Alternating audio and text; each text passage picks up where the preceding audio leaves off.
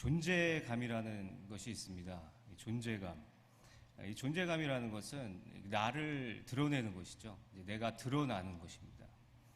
그래서 이 존재감은 여러 가지로 그 존재감을 나타낼 수 있습니다.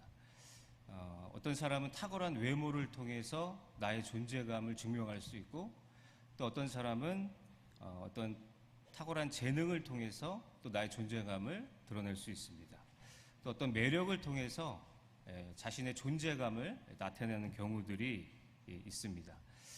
그럼 우리는 이 존재감에서 생각할 때, 그럼 나의 존재감은 과연 여기서 나의 존재감은 어느 정도의 존재감이 있을까? 우리는 또 이렇게 생각해 볼 수가 있다는 것이죠. 근데 이 존재감을 생각할 때 어느 사람들은 많은 존재감이 있지만 정말 소위 이 미친 존재감이라고 하죠. 정말 딱 봐도 존재감이 확 띄는 그런 사람이 있는가 반면에 어느 사람은 어떤 무리 가운데서 존재감이 거의 없는, 정말 있었나 싶을 정도로 없는 그러한 사람들도 있다는 것입니다. 근데 여러분들 존재감이 좀 굉장히 중요합니다. 우리가 존재감에서 생각할 때 존재감이 없다라고 한다면 굉장히 슬프다는 것이죠. 계속 똑같은 곳에 똑같은 무리들과 같이 가는데 존재감이 없다라고 한다면 굉장히 우울감으로 찾아온다는 겁니다. 내가 왜 살고 있는지. 그래서 우리는 존재감이 적을수록, 존재감이 없을수록 우리는 존재에 대한 의미를 생각하게 된다는 것이죠. 나의 존재가 무엇인가? 내가 여기 왜 있는 것인가? 아무도 알아주지 않는데 내가 여기서 무엇을 하고 있는 건가? 우리는 이렇게 생각해 볼 수가 있다는 것입니다. 믿음이 연약한 사람들, 그래서 세상 밖에 있는 사람들, 교회에는 나오지만 교회에서 적응하지 못하고 믿음이 연약해서 세상 밖으로 자꾸 나가는 사람들, 어떤 어려움이 있는 사람들, 문제가 있는 사람들을 우리가 바라볼 때 이런 말을 종종 합니다. 하나님을 만나면 되는데, 그렇죠? 그러니까 한마디로 우리가 저 믿음이 연약한 사람들을 보면서 하나님을 만나면 되는데, 그러면 다 해결이 되는데, 우리가 이런 말을 종종 하지 않습니까? 우리가 하나님을 만난다는 것, 또 하나님을 만난다는 것이 무엇일까? 우리가 한번 생각해 볼 필요가 있다는 것이죠. 하나님을 만나는 것이 무엇일까? 어떻게 하면 하나님을 만날 수 있을까? 어떻게 하면 예수님을 만날 수 있을까? 도대체 어떻게 해야 살아계신 하나님을 만날 수가 있는 것인가? 우리가 생각해 볼 필요가 있다는 것입니다. 근데 우리가 하나님을 만난다는 것은 이 존재와 관련이 있습니다. 이 존재에 대해서 깊은 관련이 있다는 것이죠. 그래서 오늘 본문의 말씀은 야곱이 하나님을 만나는 그러한 사건이 오늘 본문 말씀에 나오게 됩니다. 그러니까 위기, 이 어려운 문제 가운데서 야곱이 하나님을 만나게 되는 그러한 장면들이 나온다는 것이죠. 우리는 때때로 이 문제를 통해서, 이 때때로가 아니라 대부분이 문제를 통해서 하나님을 인격적으로 만나는 경우들이 대부분이라는 것이죠. 거의 대부분이 문제를 통해서 살아계신 하나님을 만나는 경우들이 많이 있다는 것입니다. 그래서 문제 없는 사람이 없습니다. 학생은 학생 나름대로 문제가 있고, 또 직장인은 직장인 나름대로 문제가 있고, 또 부모는 부모 나름대로 문제가 있다는 것이죠. 그래서 문제 없는 사람이 없다. 문제가 만약에 없다라고 하면 그건 이상한 거죠. 이상한 겁니다. 정상이 아닙니다. 그러니까 문제는 항상 있다는 겁니다. 항상. 그래서 풀 수 없는 문제, 풀리지 않는 문제, 답이 없는 문제, 그런 아주 어려운 문제들이 생겨나게 된다는 것이죠. 오늘 본문의 말씀이 뭐냐면 야곱이 아주 위기에 처하는 그러한 위기에 직면하는 그러한 장면들이 오늘 말씀에 나오고 있는 것입니다. 그러니까 야곱에게 그냥 큰 일, 어려운 일이 아니라 일생일대의 위기, 아주 어려운 위기가 찾아온다는 것이죠. 그러니까 우리의 삶 가운데서도 문제가 있죠. 근데 문제가 있지만 굉장히 힘든 문제, 어려운 문제들이 우리 삶 가운데 찾아올 수가 있다는 것입니다. 근데 오늘 야곱은 정말 일생일대의 위기가 찾아온 거예요. 여러분들 살면서 위기가 있습니까? 얼마만큼의 문제가 있어야 내게 위기가 될 수 있냐라는 거예요. 근데 오늘 이 야곱은 정말 위기, 그 위기는 뭐냐면 목숨이 달려있다는 거예요. 우리에게 가장 위태로운 위기는 다른 것에 있는 게 아니라 목숨에 관련되어 있죠. 생명에 관련된 것이 가장 큰 위기다라는 것입니다. 근데 오늘 이 야곱은 이 어려운 문제가 이 위기 가운데 있는 것이 뭐냐면 내 목숨이 달려있는 그러한 문제 가운데 직면해 있다라는 것입니다. 그래서 에서가 보면은요, 에서가 이제 밧단 아람에서 야곱이 돌아온다는 소식을 들었어요. 에서가. 근데 여러분들, 에서는 우리가 잘 알지만 장자권을 빼앗긴 사람 아닙니까? 그러니까 20년 동안 야곱과 떨어져 있으면서 에서는 야곱을 향해서 이 증오를 놓지 않았어요. 계속 칼을 갈고 있었습니다. 만나기만 해봐라. 그랬다는 것이죠. 근데 밧단 아람에서 야곱이 돌아온다라는 소식을 듣고 어떻게 합니까? 야곱을 맞이하러 가는 겁니다. 읽지는 않았지만 6절의 말씀 우리 한번 다 같이 한번 읽어보겠습니다. 6절의 말씀 찾으셨으면 읽어보겠습니다. 사자들이 야곱에게 돌아와 이르되 우리가 주인의 형 에서에게 이른즉 그가 400명을 거느리고 주인을 만나러 오도이다. 야곱이 이제 에서가 왔다라는 사실을 알고 이제 전령을 보내는 겁니다. 그래서 앞에 가서 이제 에서가 어떤지, 어떠한 모습으로 있는지, 그리고 양떼를 가지고 가서 내 주께 아랜다라고 이제 말을 하라고 전하는 거죠. 그리고 내가 이렇게 소와 양과 이 재물이 많은데 내가 이것을 내 주라고 표현하죠. 내 주 에서에게 내가 바친다. 그러니까 내가 에서 형에게 은혜를 입기 원한다라고 해서 전령을 이제 보내는 것이죠. 근데 전령이 와서 이제 야곱에게 말하는 겁니다. 에서가, 내가 가봤더니 에서가 이 400명을 거느리고 오고 있다. 이렇게 말을 하고 있는 거예요. 그러니까 400명의 이 모병들을 모집해가지고 이 에서가 야곱에게 이제 찾아온다라는 거예요. 그 소식을 지금 이 야곱이 듣게 되는 그러한 말씀입니다.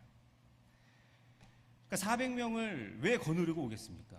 만약에 좋게 맞이하려고 하면 정말 자기가 준비를 하고 맞이할 준비를 하겠지만 이 맞이하는 것이 아니라 400명의 모병을 모여다가 야곱을 쫓아온다는 것이죠. 기다리지 못하고 쫓아오는 겁니다.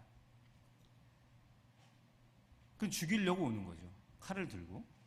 그래서 야곱이 7절의 말씀에 이렇게 나와 있습니다. 심히 두렵고 답답하다는 겁니다. 심히 두렵고 답답하다. 그러니까 심히 두렵다는 거예요. 그러니까 400명을 거느리고 오는데 두렵지 않겠습니까? 내 목숨이 이제 위태위태한데 목숨만이 위태한 것이 아니라 모든 것이 날아가게 이제 생긴 그러한 시점이다라는 것이죠. 그러니까 답답한 겁니다. 여러분들, 우리가 정말 어려운 문제가 내 앞에 닥쳤을 때 어떻습니까? 마음이 답답한 거예요. 아무도 알아주지 않는 거예요. 모르는 거죠. 답답한 겁니다. 그래서 이 야곱이 답답하여서 자기와 함께한 동행자와 이 양과 소와 떼를 이제 두 떼로 나누게 됩니다. 그러니까 재물도 당연히 생각하겠죠. 재물이 너무 많았기 때문에 재물을 두 떼로 나눈 겁니다. 그러니까 두 떼로 나눈 것은 이유가 있습니다. 한 떼를 먼저 보내서 한 떼를 치면 한 떼를 피신시키려고, 재물을 지키려고 하는 그러한 의도가 있었던 것이죠. 그래서 이 야곱이 에서가 400명을 거느리고 쫓아온다라는 소식을 듣고 이제 두려웠던 겁니다. 그래서 이제 하나님 앞에 어떻게 나와 있습니까? 이 9절의 말씀을 보니까 하나님 앞에 이제 기도를 하는 거죠. 야곱이 이제 매달리기 시작하는 겁니다. 그러니까 조부의 하나님, 내 조부 아브라함의 하나님, 내 아버지 이삭의 하나님 하면서 이제 매달리기 시작하는 겁니다. 하나님께서 저에게 은혜를 베풀 것이다 약속하지 않았습니까? 정말 수많은 이 자손들을 허락해 주실 것이라고 약속하지 않았습니까? 하나님의 약속을 말하면서 이제 이 야곱이 하나님 앞에 매달리기 시작했다라는 것이죠. 이 11절의 말씀을 보면 이렇게 나와 있습니다. 내가 주께 간구하오니 내 형의 손에서 내 에서의 손에서 나를 건져내옵소서 하고 하나님 앞에 이제 간절하게 기도하는 그러한 내용이 나오게 됩니다. 그래서 이 손으로 번역한 이 야드라는 것은 이 힘이라는 겁니다. 힘. 그래서 형의 손, 이 에서의 손, 이 힘, 권능을 말하고 있는데, 그러니까 야곱 자신의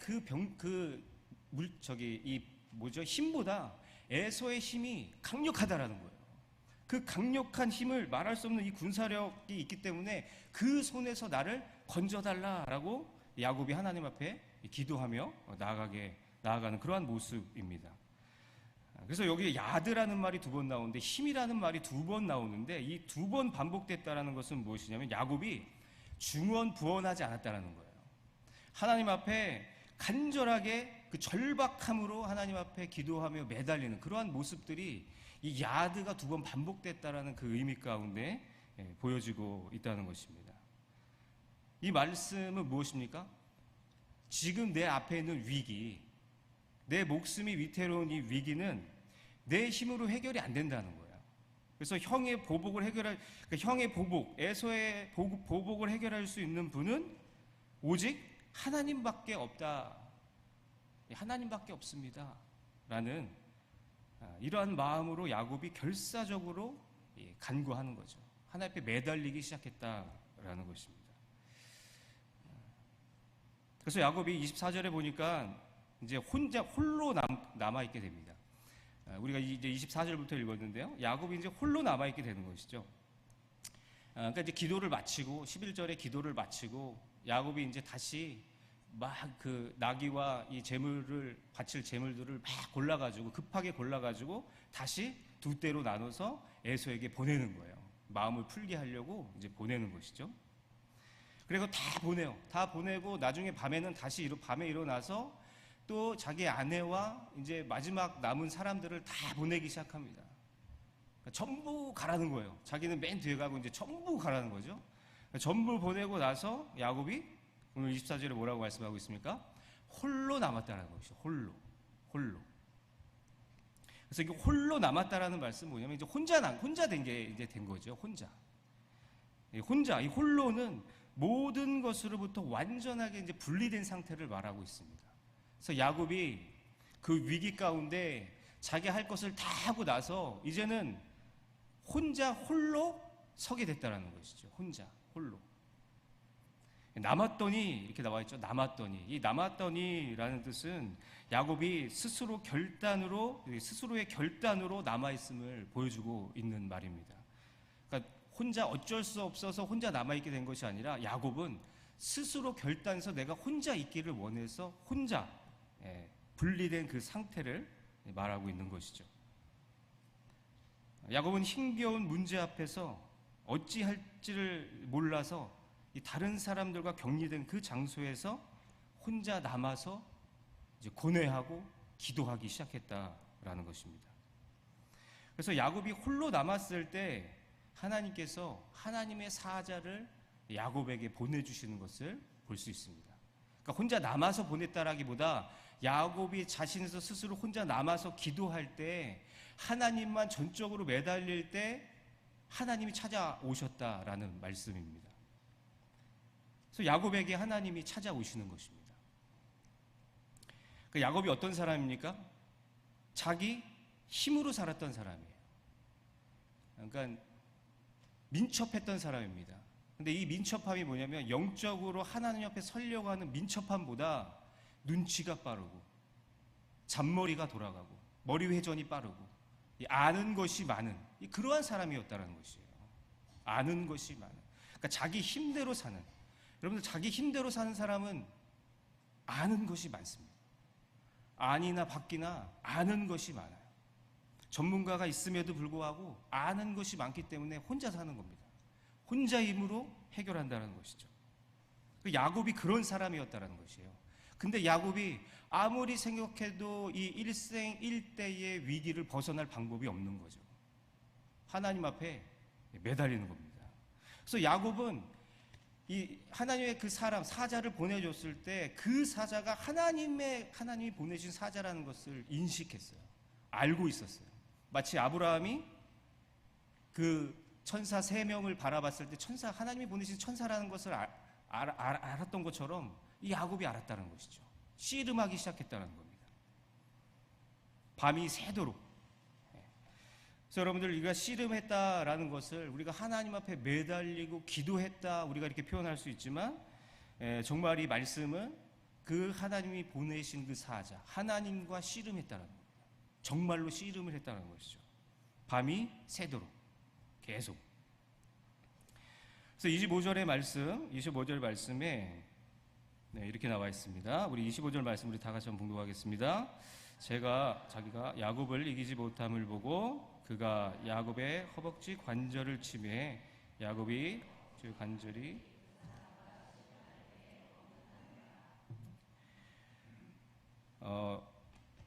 이 25절의 말씀이 굉장히 중요한 말씀인데요. 하나님의 그 섭리가 이 25절의 말씀에 사실 나와 있습니다. 그러니까 하나님의 방법. 이 말씀을 보면요, 내 생각이 너희 생각과 다르다라는 말씀이 정말 이런 부분에서 나타나는 것이죠. 그러니까 하나님의 응답. 그러니까 하나님의 응답이 25절을 통해서 야곱에게 나타난다라는 것입니다. 굉장히 중요한 말씀이죠. 그 천사가 하나님께서 야곱을 이기지 못함을 이제 본 거예요. 야곱을 이기지 못함을 어떻게 봅니까? 야곱이 간절히 매달리는, 간곡하게 그 매달리는 정말 씨름하는 그 모습을 보고 야곱을 이기지 못하는 것을 이제 보게 되는 것이죠. 근데 이 말씀이 뭡니까? 야곱이 정말 야곱을 이기지 못해서가 아니라 야곱이 그 매달리는 것을 그것을 누를 수가 없고 꺾을 수가 없다라는 그 사실을 인식했다라는 것이죠. 인지했다라는 것입니다. 근데 여러분들, 야곱이 누구 때문에 지금 매달리고 있습니까? 에서의 문제 때문에 매달리고 있는 거예요. 에서가 내 목숨을 죽이기 때문에 에서에 대한 문제를 갖고 기도하고 있는 거예요. 근데 에서에 대한 말씀은 하나도 없다는 것이죠. 신기하게도. 에서에 대한, 내가 에서를, 그러니까 이 정도로 야곱이 하나님 앞에 매달리고 씨름했으면 어떻게 해야 됩니까? 그래, 내가 에서 걱정하지 마라. 에서를 내가 마음을 돌리고 뭐 어떻게 하고 어떤 그런 응답이 나와야 되는데, 하나님께서 그 매달리는 것, 간절하게 매달리는 그 모습을 보고 응답해 주시는 것이 아니라 지금 어떠한 모습으로 나타납니까? 이 허벅지, 지금 이 환도뼈를 골절시키는 거예요. 이 간절하게 매달리는 그 야곱의 행동에 이 둔부에 있는 여기 허벅지 이 관절을 이제 부러뜨리시는 겁니다. 위골시키시는 것이죠. 하나님께서 간절히 매달리는 그 야곱을 향해서 응답해 주신 것이 뭐냐면, 응답이 그 관절을 치신다라는 거예요. 이 관절은 어떤 것을 의미하고 있냐면, 이 하나님 상대로 씨름할 때 버티고 있었던 그 힘의 근원을 말하고 있는 것입니다. 그래서 이 힘의 근원을 하나님께서 이 환도뼈를 쳐버리는 거예요. 응답으로 환도뼈를. 그래서 이 환도뼈를 쳤다라는 것은 무엇이냐면, 하나님께서 이 야곱을 무너뜨렸다라는 것을 의미하고 있습니다. 그러니까 육신을 믿고 살아온 야곱, 자기 힘으로 살아왔던 그 야곱, 자기의 생각을 가지고 살았던 그 야곱을 환도뼈를 치면서 무너뜨렸다라는 그러한 의미가 있다라는 것이죠. 그래서 여러분들, 이 골절되게 되면, 다리가 골절되면 어떻게 됩니까? 바로 이 건강한 상태에서 바로 나약한 상태가 돼버리는 겁니다. 연약한 상태가 돼버린다는 것이죠. 부러지면, 사람이 부러지잖아요. 움직이질 못합니다. 제가 이 쇄골뼈가 부러졌거든요. 축구하다가 쇄골뼈가 부러졌는데, 상상을 못했는데 부러졌는데 움직이지가 않는 거예요. 딱 굴렀다가 딱 했는데 움직여지지가 않는 겁니다. 약해지는 거죠. 바로 약해지는 겁니다. 그러니까 하나님의 응답이 뭐냐면, 야곱의 환도뼈를 치면서 야곱을 약하게 만들었다라는 것이죠. 그래서 야곱은 이 다리를 붙들고 이제 하나님을 바라보게 되는 이제 그러한 모습으로 바뀌어 있다라는 것입니다. 우리 26절에 하나님께서 이제 환도뼈를 치시고 어떻게 나와 있습니까? 그가 이르되 날이 새려하니 나로 가게 하라, 이렇게 말씀하고 있습니다. 그러니까 야곱이 막 매달려서, 하나님 앞에 막 매달려서 그 위기를 모면하기 위해서, 또 축복을 받기 위해서, 복을 받기 위해서 막 매달릴 때 환도뼈가 골절이 나고 나니까 갑자기 하나님께서 뭐라고 말씀하십니까? 나로 가게 하라는 거예요, 이제. 가게 하라.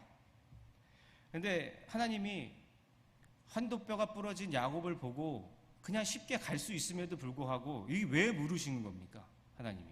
묻는 거거든요. 나로 이제 가게 하라 묻는 것입니다.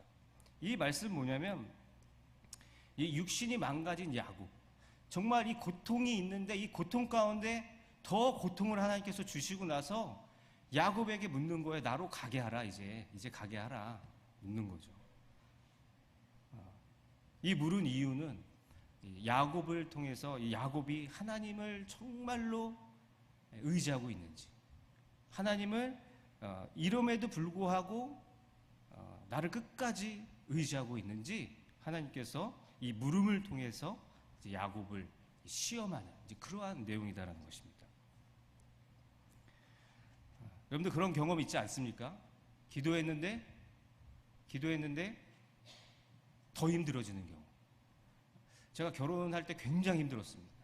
정말 힘들었습니다. 어려운 상태에서 결혼을 했는데 더 어려워지는 겁니다. 근데 그때 하나님의 음성이 들리는 거예요. 네가 이래도 나를 사랑할래. 저는 그때 하나님이 없는 줄 알았어요.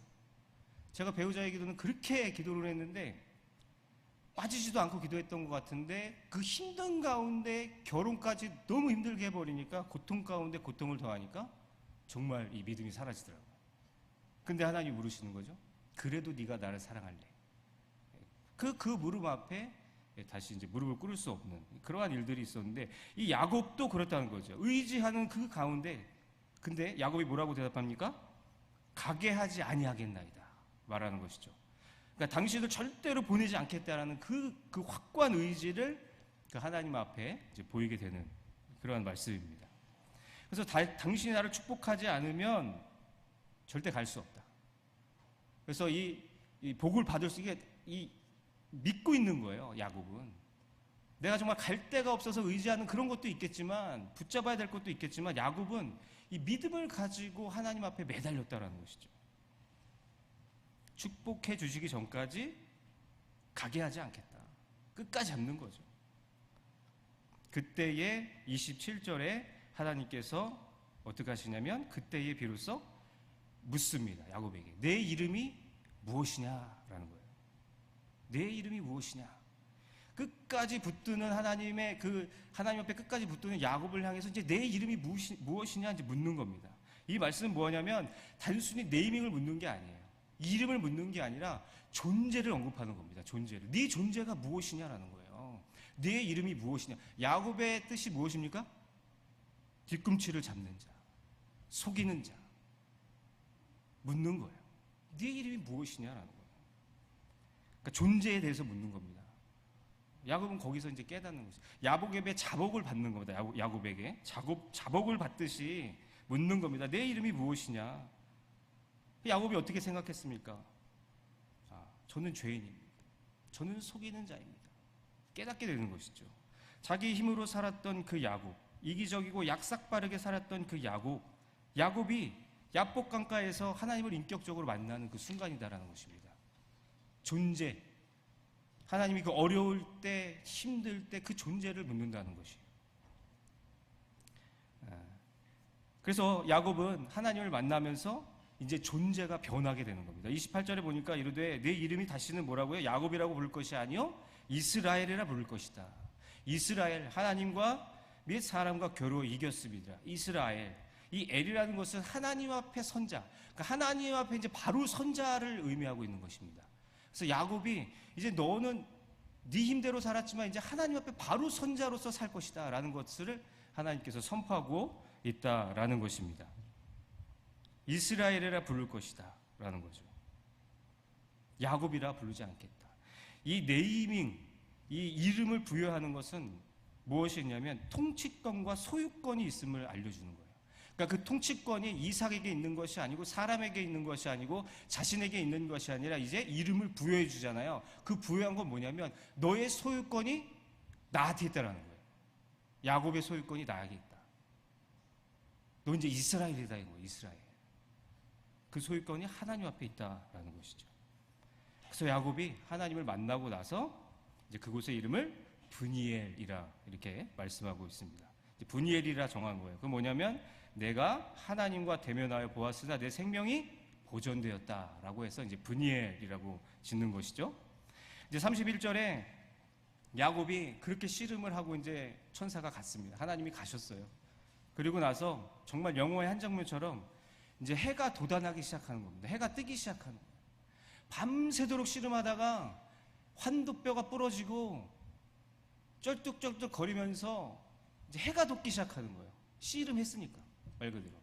근데 이게 환도뼈가 부러진 게 그냥 부러진 게 아니라 표현에 학자들의 표현에 어떻게 나오냐면 이 뼈가 살을 뚫고 나올 정도로 이렇게 심하게 위골되었다 이렇게 표현하고 있습니다. 그 아픈 몸을 이끌고 씨름했을 때 이제 해가 뜨기 시작한 거죠. 해가 뜨고 그래서 해가 뜰 때 눈을 이게 33절에 보면 이제 나오거든요. 35절에 33절을 보면 이제 에서를 만나는 장면이 나옵니다. 이제 해가 떠서 눈을 들어 보니까 저 멀리서 누가 오냐고요? 에서가 찾아오는 거예요. 근데 에서가 뭔가 재물을 먼저 보내가지고 마음이 돌이켜져 갖고 그 400명이 없어진 게 아니라 그 400명 그대로 찾아오는 거예요. 그러니까 문제가 그대로 찾아오는 거예요. 문제가 그대로 이 모병이 그대로 찾아오는 겁니다. 기도했는데도 불구하고. 여러분 우리가 기도했을 때도 문제가 그대로 있지 않습니까? 그럴 때가 있지 않습니까? 근데 그 문제가 그대로 찾아오는 것이죠. 그래서 야곱이 멀리서 보고 아마 하나님을 의지했겠죠. 하나님 멀리서 보고 에서를 향해서 7번 절을 하고 이제 나아가는 겁니다. 에서 앞으로. 근데 그때 에서가 어떻게 합니까? 에서가 칼을 들고 죽이려고 하는 것이 아니라 멀리서 절하는 야곱의 모습을 보고 막 달려와서 야곱의 목에 얼굴을 기대고 입을 맞추는 장면이 있어요. 그리고 서로 부둥켜 안고 엉엉 우는 그런 말씀이 나옵니다. 이게 어떻게 가능하냐라는 거예요. 근데 여러분들 생각해 보십시오. 하나님께서 환도뼈를 부러뜨리지 않았어요. 밤새도록 씨름하지 않았습니까? 야곱의 몰골이 말이 아니죠. 야곱의 모습이 말이 아닌 거예요. 축복받은 모습이 아닌 거예요. 하나님 앞에 복을 받은 모습이 아닌 거예요. 그 모습을 보니까 에서의 마음이 순간 바뀌는 거죠. 이 하나님의 이 응답이 얼마나 놀랍습니까? 우리가 하나님 앞에 기도했을 때 응답받는 것은 정말 그 문제가 해결되고 바로 거기서 좋은 일들이 일어나고 어떤 그런 모습들을 우리가 상상할 수 있지만 그런 모습이 아니라 환도뼈가 부러지고 내가 약해지고 하나님을 의지하고 그러고 나아갈 때 그 모습을 보면서 에서의 마음이 변하는 그런 모습들을 볼 수가 있다는 것이죠. 그래서 결국은요, 에서에게 죽임을 당하지도 않고 재물을 빼앗기지도 않고 아무 문제 없이 잘 살았다는 그러한 내용입니다. 여러분, 우리가 이 시간 기도하기를 원합니다.